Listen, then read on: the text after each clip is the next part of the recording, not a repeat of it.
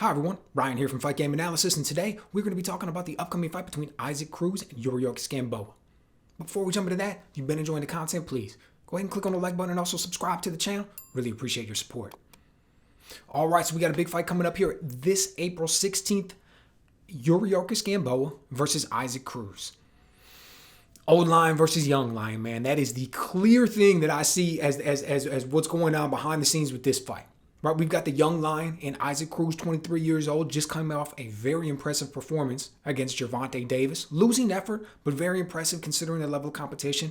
And then we've got Gamboa. Guy's like 40 years old, been around for a very long time. He was celebrated as an amateur coming out of the Cuban system. Comes over here, did very well at 100, 135 pounds. Fought a lot of big namers already. But far past his prime. Far past his prime. Right? So they're bringing Cruz in here off of this fight with Davis where he's building his reputation. It was his first show on the biggest stage. He looked really good, gave Gervonta this tough fight. Now they want him to get a win. And they don't just want him to get a win, they want him to get a win off a big name. So his promoter goes out there, gets him a fight with Gamboa. Right? He gets the win here. Now he's got that under his belt, sets him up for something beautiful later on in the year. Gamboa, on the other hand, well past his prime. Lost his two last fights, right? One to Davis, one to Devin Haney. He needs to get in the win column, and if he's able to do it on this stage, it completely turns everything around. Plus, it's probably a nice payday for him, so, that's his perspective of why he would take this fight. But you got to figure that he knows what this is all about. He's been in the game long enough. He knows how things are. He knows that he's being set up in this fight as the B-side. He knows that he's expected to lose this one. He knows he's coming in as a massive underdog at like 16 or 17 to 1 or something crazy like that. Right? And it's weird to see that in a way. It's weird to see a man as talented as Yuriorkis Gamboa, a man who's done as much as he's done in the sport, as successful as he's been, to come in that much of an underdog. Right? And a big part of that's hype. Right? He probably shouldn't be that big of an underdog. But it is what it is.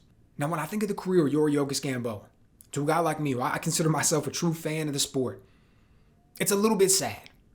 And I say that because here's a man who's incredibly talented, didn't get to come over right away because of the way the Cuban system is, not letting guys turn pro and everything, had to defect, had to make his way all the way over here. Although, interestingly, now they can turn pro. That was just announced, so it'll be interesting how all that works. But he wasn't, so he had to come over here, he had to defect. He turns pro and he's fighting, gets thrown into that fight with Terrence Crawford. And I remember when 50 Cent set that one up, man, and it was a classic example of why you see promoters not necessarily sign a fighter to the biggest fight that's available. Like Terrence Crawford is a much bigger man who's incredibly talented, and he was able to go in there and he just put it on, dude. Man, now, Gamboa gave him all he could handle for those early rounds. He was very successful. If I remember correctly, right before he even got stopped, he caught Crawford with a hard shot. But at the end of the day, I think that fight took a little bit something out of him. Not necessarily physically. It wasn't like a beating like that, although he did take some hard shots, but you could see he came out in some of those next fights and he was getting dropped. He just didn't look quite like as focused. Ended up losing to a guy that he had no business losing to in Castellanos. And I don't know, it was weird the way that you saw things starting to develop. But then he came out against Roman Martinez and Beltran. And he looked like the Gamboa of old. He was sharp, he was crisp, he looked strong. He was fast with his counters. He was hitting guys and dropping them. He was hurting people. Very good. Love the double left hook. Goes to the body, goes upstairs with it. Does a lot of great work.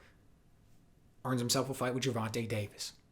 So now he steps in there against Gervonta Davis. I was excited to see how this one was going to look. Obviously, Davis was a big favorite going into it. I expected him to win. But I wanted to see what Gamboa was going to bring to the table. After those last two fights, don't get me wrong, that level of competition is low. But after the way he looked in those last two fights, I wanted to see how he was going to be able to perform against a guy like Davis. Tore his Achilles in the second round, man. And that's when I think we saw his career take another turn. Saw it that first time after that Crawford fight, then we saw it the second time after that fight with Davis. He ends up going on to lose that fight, gets stopped in the 12th round.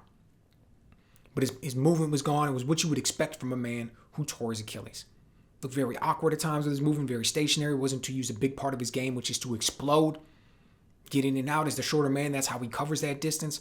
He was throwing the left hook and it was coming up short a lot because he wasn't able to get into the position that he wanted to get into. So then he comes out and he fights Devin Haney. Now, again, Expected him to lose this fight. Devin Haney's a great boxer.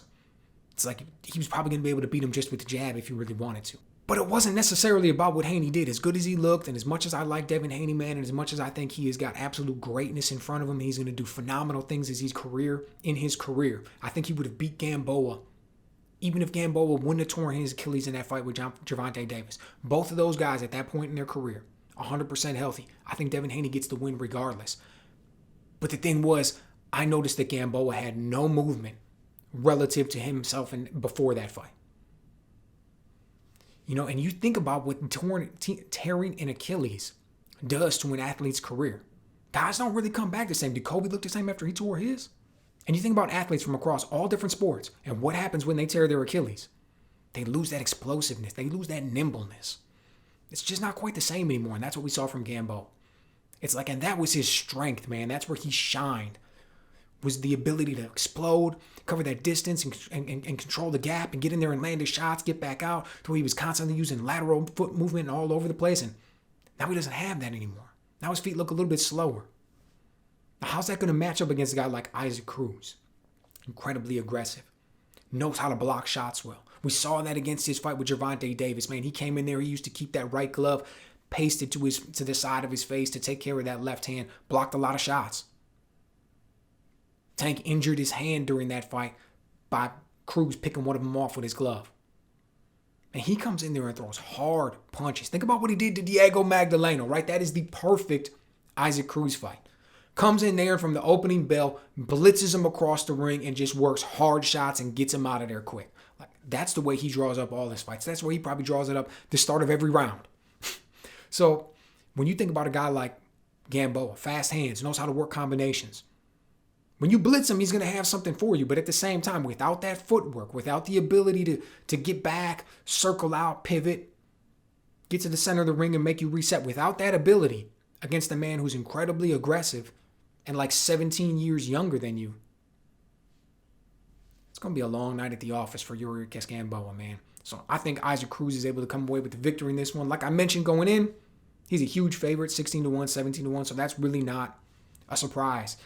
It's all going to be about how he looks. It's all going to be about how he gets this victory. When you're talking about a stationary target in Yuriorkis Gamboa, when you're talking about a much older man in Yuriorkis Gamboa, I'm quite sure that everybody expects Isaac Cruz to come out here and win this fight in dominating fashion. Got to come out here and get the stoppage. If you got an old guy who can't move around and you're not able to stop him, what's that say?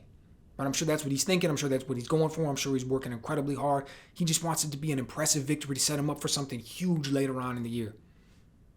There's a very real chance that he's going to get it. Personally, I'm thrilled. I'm excited to see what's going to happen. I just wish Gamboa was, Gamboa before he tore that Achilles, and that's the one that we were seeing. So, let me know what you guys think. Do you think he's going to be able to get the stoppage in this one? Or do you think Gamboa is going to be able to show a little bit of trickery, a little bit of skill, enough to be able to survive? Let me know what you guys think.